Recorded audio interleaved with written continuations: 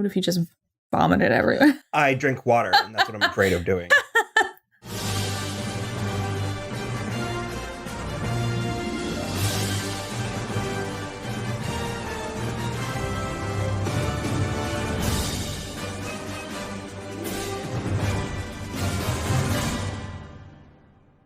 Hello, everybody. I'm Will. And I'm Kristen. And this is So I'm Watching WandaVision. Well, we watched episode 8. What was it called? Previously on. Previously on. I love this show. I really, really, really do. I really do enjoy this show. But there is a quality. When we were done, I was like, it's like 95% foreplay. Yeah. And then the second you get it in, it's like, done. Yeah. And I'm like, ugh. And also, so close. Half of this I needed movies ago. Yep. Like... Okay. Yeah. No, that's fine. Okay. I agree with you. Okay. I don't know where to start because there's so many things that I agree with you about. If we just want a starting place, we just hard have witches in the MCU now. Mm-hmm. Literal. Actual like, witches. Yeah. Like the Salem witch trial witches. I'm for it. I mean, this is amazing. But it does sort of remind me of when we were watching Aquaman. And I was like, this is wild. Because basically, when we're sitting through the dourness of Man of Steel, anytime that he like... Nicole Kidman is queen of the ocean. Yeah, there's literal mermaids just beneath the surface. And so it's interesting. I like it. I don't have any issue, but it's kind of funny. Also, the Scarlet Witch is apparently it's like Witchblade. It's like a title that you inherit, I guess. Oh. I don't know if that's true in the comics, but that's the way that this ended. It sounds sort of like that. Agatha was like, you're the Scarlet Witch. Yeah. And it had like a dun dun dun. Because we also got that she is by birth a witch, it seems. Yeah, because I think in Ultron, it was sort of implied that they had been experimented on. Well, it was at the end of Winter Soldier. Yeah. They were, but because we see in this that whatever happened to her with the Mind Stone, the yellow one, the Mind Stone, the Yellowstone. That's the one that's in Vision's head. Okay. It's the Mind Stone, the Yellowstone, the Mind Stone. I'm right. I looked it up. Whatever happened with her with the Mind Stone, the way Agatha explained it was that she only survived it because she was a witch. Right. And that image, when she was encountering it, was the silhouette of the Scarlet Witch. Yeah. Everyone's been so certain she was getting a new costume, and I was excited. I wanted it. But now I feel like, oh, she will, because they were teasing the headdress finally. If not in this, then in Multiverse of Madness, she'll have a new She's costume. Apparently, the other rumors are that she's going to be in Spider-Man. Okay. So Spider-Man is too full. Well, I won't say it here, but I heard a rumor about Spider-Man that I am excited for. Like it's a good one, but I hope you're prepared to be disappointed. No, I feel pretty. Is it about all the other Spider-Men and Kirsten Dunst? And no. Oh, okay. Do you want me to tell you? Sort of. Potential spoilers for Spider-Man. Apparently, they're in the process of getting Tom Cruise and Emily Blunt to do Tony Stark and Natasha from an alternate timeline because those actors were originally cast. And I have lied awake at night imagining what Emily Blunt's Black Widow would have been like.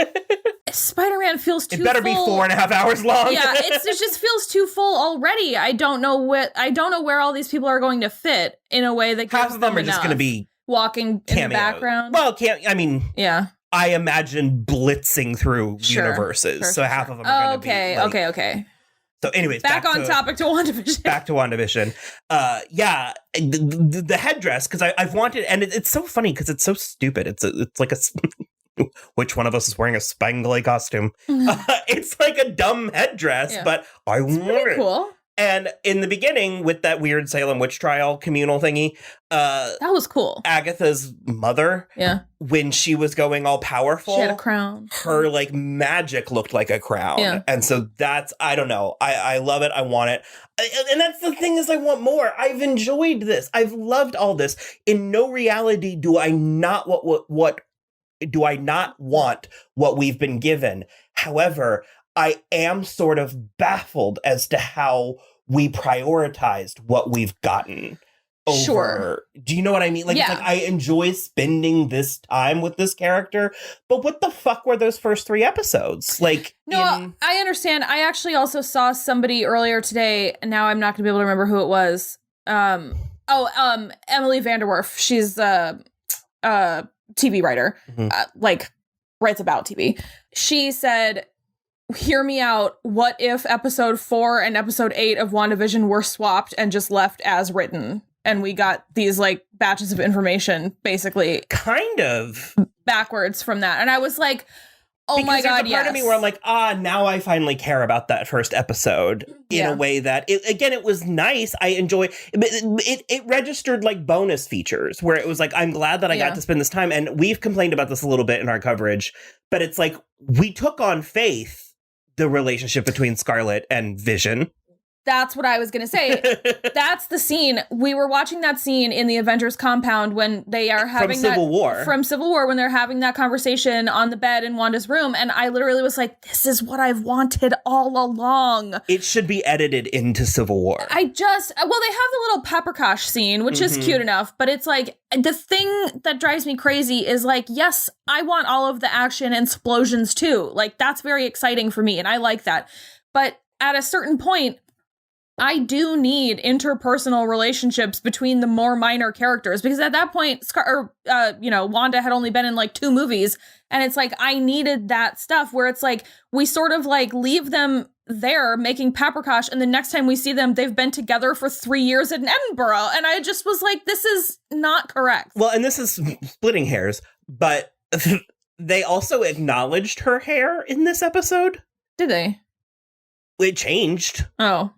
It's brown in the flashbacks, but it's currently ginger. And I just assumed it was like a stylistic choice about how there's a certain suspension of disbelief that you need to give. Maybe she had to like explode to make it red. Oh. Maybe it was like a byproduct of her power.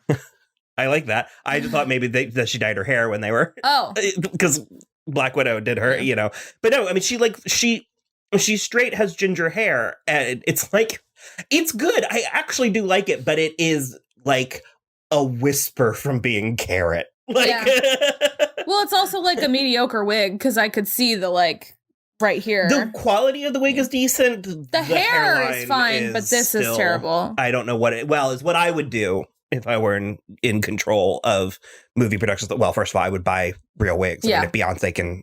Anybody can do it. They find the money for the cameras, but the wardrobe and hair department, no. But what I would do is I would treat the hairline of the actress. I would dye the hair and then have it be like, and comb it in, and she would just have to have weird bangs for a minute. Yeah. If Wes Bentley had to like traipse about Atlanta with that beard, they can handle having weird bangs for a while. But yeah, I just thought that was very strange, especially the cut from her as an adult with Agnes into a child, and it was just like that, like dishwater brown hair, dark brown hair, straight out of the Eastern Bloc. Yeah, I mean, it was really great. I liked all this stuff. The effects budget was there. Yeah. Especially again the witches in the beginning. That was a lot of fun. That still goes back to my issue though, where it's like all we're given. They had to have known that they were going to keep Scarlet Witch around. Wanda's not a character that you bring in for like Ultron only. You know what I mean? So the thing that bums me out is why did we just get this amount of backstory? It's like before it was just like, well, their parents were killed. And well, I think they hadn't decided what they were going to do with it yet. I mean, her and Vision are second tier, and they were always intended to take on the mantle. Yeah. But I think that this is best case scenario. And And I'm glad to be exploring this the way that we are through television. I'm just maintaining that I don't believe, based on what we've seen, that this was the single most efficient way to tell the story. No, definitely not. And I'm it's making me extra nervous because I know that we're not as pumped about Falcon and Winter Soldier, but it only has 8 episodes. And I just found out that Falcon and Winter Soldier has 8, I think 8 or 7 or 8. But then Loki only has 6. And I'm just like, I hope you're a little better plotted start to finish than WandaVision, because we feel like we wasted quite a lot of time knowing absolutely nothing, and now it feels like too much. I'm going to stress again, it wasn't wasted. I've enjoyed it. Of course. But it's very, very, very deep, nuanced character work when we have plot to plow through. Although we are really complaining about the thing we always want more from in the movies. Sure, but the balance hasn't been. That's true. The balance hasn't been there. Yeah. To move to more positive stuff. Catherine Hahn was mincing. I mean, she was giving straight Bond villain. She was spouting exposition. I loved all the names. She called her Angel and Buttercup and all that. I thought that was cute. It retroactively earned some stuff because I was very confused as to what. Oh, although I was right with my assessment of the sitcom thing. Yeah. Because remember, I was like, well, a lot of people learned English from watching sitcoms, and also it's a point of entry into like American. Yep. So I called that, but I couldn't figure out what was happening. Like, for instance, specifically in the episode in the 80s when Vision went off book. Yeah. And Agnes was like, should we take it from the top? And I was like, to me, that implied she was afraid of Wanda. And so that's where I was sort of like... I think she still was trying to figure it out at that point. Well, she said in this episode that she had tried to gently nudge her. So it was like she was trying to make, by her breaking, she was trying to make Wanda realize she was doing this. Because the implication is that Wanda was somewhat on autopilot. Yeah. Like she wasn't completely active in doing all of this. Yeah, I did really like that. And I knew it all along that it was like just a manifestation of her grief, essentially, but I really, really liked that. And it was obviously very showy with her powers and everything, just like totally breaking down on the foundation of that house, which was the saddest thing I've ever seen in my life. Very good. I'm really... In our opinion, she just made the town better. It was dying. And it was real. That was a question we had as to whether or not it was real. It was real. Well, we knew ever since they were like finding the actual human people. Yeah, but some people thought it was like Eastview, or she had made like a mirror. There were weird theories going on, and they did use, because of the very, very little understanding, the very minimal understanding I have from the comics, they used a lot of the words like hex and probability and stuff, because I know Wanda's powers get fucking weird when you get into it. Still no Dottie. I'm losing hope that that's going to pay off in any meaningful way. Still no Dottie, and Deborah Jo Rupp, weirdly third build for like one shot of her. And I'm going to hold it. It depends on how long this last fucking episode is. Yeah. So help me God, if I pull up Disney Plus at 3 a.m. next week and it's half an hour. 42 minutes long, I'm going to throw my computer out the window. No. But because it's like, I understand Deborah Jo Rupp's like, she gets applause on her entrance. Like, I get that. Also, she was so beautiful. Yeah. Sitting there kind of melancholy on the... I love her. She's great. But it's like, I totally understand billing her that way because of seniority. But it also implies that there's going to be a story thing. I'm wondering or hoping if the town is going to rally behind Wanda. Now that we've properly identified Agatha as being a villainous. Yeah. Well, yeah, she's got 2 children choked up in like a magic thing. I don't know. Are they organic? Are they like... I don't know. And I'm concerned for if Wanda drops the barriers of Westview. I'm very concerned for what's going to happen to Vision, because I think he's dead. I don't like new blue, weird, like chalky blue Vision. That's not my vibe. I don't like it. It was also a strange choice to give him a giant erect penis, but Didn't. he did not. I already made that joke too. I thought it was funny. I don't know. I'm worried. I think Vision's dead. No. Yeah. No. I will not allow it. He was so sweet. And Vision, like, I mean, Paul Bettany, of course, we think is cute and stuff. But in that scene, the Civil War scene where he was talking to her in her bedroom, Vision was so cute. Yeah. With the red and just what did he say that was so unbelievably poignant? I am always blown away. Well, he said that he's not accustomed to loss because he's never had anybody. I'm always blown away when someone says something simple that feels like foundation rattling. Yeah. But he said, what is grief if not love persevering? Yeah. I liked that a lot too. I almost cried. I almost cried a lot of times in this episode. He's just so gentle and calming. Yeah. And it's a very sort of, he's like what I would imagine the Tin Man becoming as he, or like the Scarecrow. Yeah, it's just sort of like, I dig it.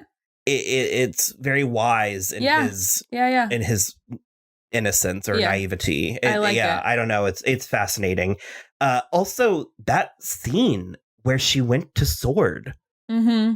Because I can't remember. I think we were talking a little bit at the beginning of it, but she was just like, please. Yeah. Like she literally was begging them. And the way Hayward presented it to Maria Rambeau was like she took over. Yeah. And that's kind of not what happened. No, it's not what happened at all. And also, what a dick. That's basically like being, I'm here to claim my husband's body. And then it's like, sure, right this way. And then you walk in on the autopsy. No, I get that. But also, because your husband Will said where he was like, it was also the most reasonable Hayward had been the whole time. Because Hayward was like, I'm not giving you $2 billion worth of. He's like, you're not going to bury $2 billion. That's fine. I understand that part. But like, have a little bit of compassion. He doesn't believe that Vision is a person.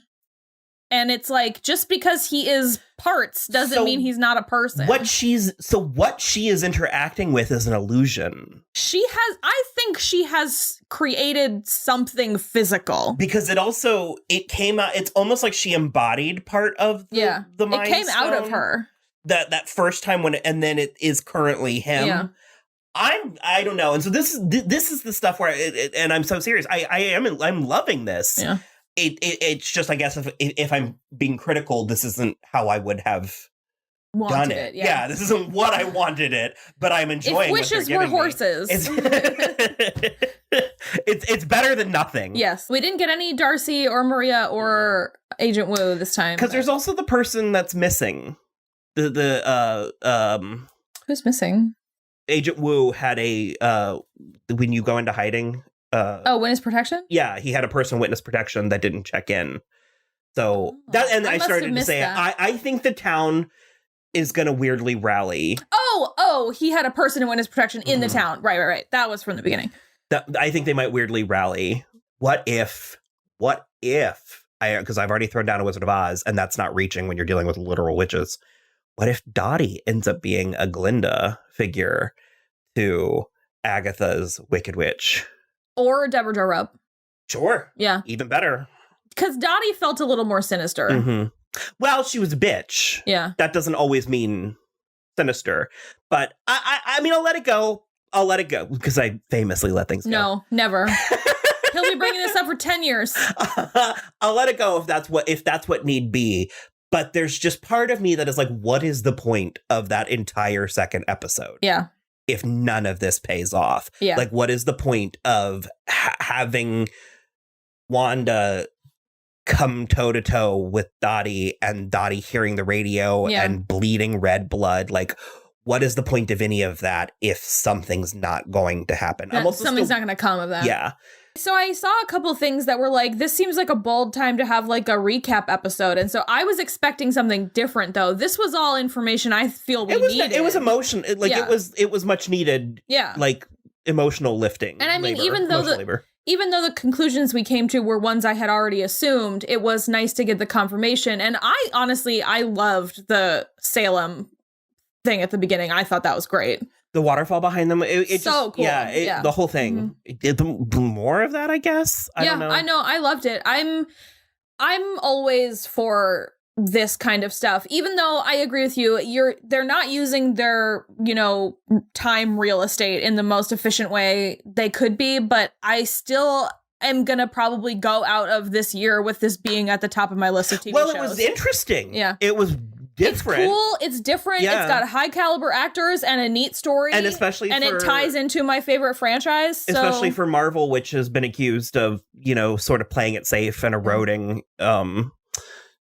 risks and stuff. But I would like just a little bit more edge from my MCU. Sure. I desperately think they need a little bit of sex appeal or, something. Because it's not enough just that all of the actors are sexy and that Thor gets his shirt off in every movie. But that's the closest that we've come. Yeah. And it's the kind of thing where it's like, it's the one thing that the DCEU has done. Yeah. Because Lois and Clark, there's sex appeal. Yeah. Wonder Woman and Steve. I mean, Wonder Woman was a sexy movie, and when you consider that this episode of television was rated TV-14 and The Chilling Adventures of Sabrina is rated TV-14, and that is not a lateral. No, definitely That is not an apples. Definitely not. And then the final thing, and then I'm done. It's that epiphany I had 2 or 3 weeks ago where I was like, also, we need to prep ourselves for the probable reality that this is going to leave us with more questions than answers, because it's meant to be a springboard for. He literally said it, whatever the presentation was, where he was like, these TV shows are just, he was like, they exist solely to make a movie. And I was like, that's not, I don't love that, but that's not entirely what I was excited about when I heard about this type of Marvel TV show, because it's like, it's not that I need these to be self-contained and then we like reference the TV shows in the movies. I'm not saying that that's all we need to do, but I think you shouldn't be creating something with the sole purpose of something else. It should have its own purpose. And so, well, we'll see. That's going to frustrate me if that's actually true. From what we've seen so far, I think it would be odd to have Agatha show up in a movie. I also feel like I don't want her just gone next week. It'll be really weird if this was it for Kathryn Hahn in the MCU, because she feels like a real get for them, if I'm being honest. Acting-wise? I mean, yeah, she absolutely has it, but that's where I'm at, is I'm trying to imagine Kathryn Hahn in, well, we'll see. Yeah, I think it could work. I think we've gone long enough, although we had stuff to actually really parse in this one, so. All right, we'll be back for the finale. Yeah. Bye!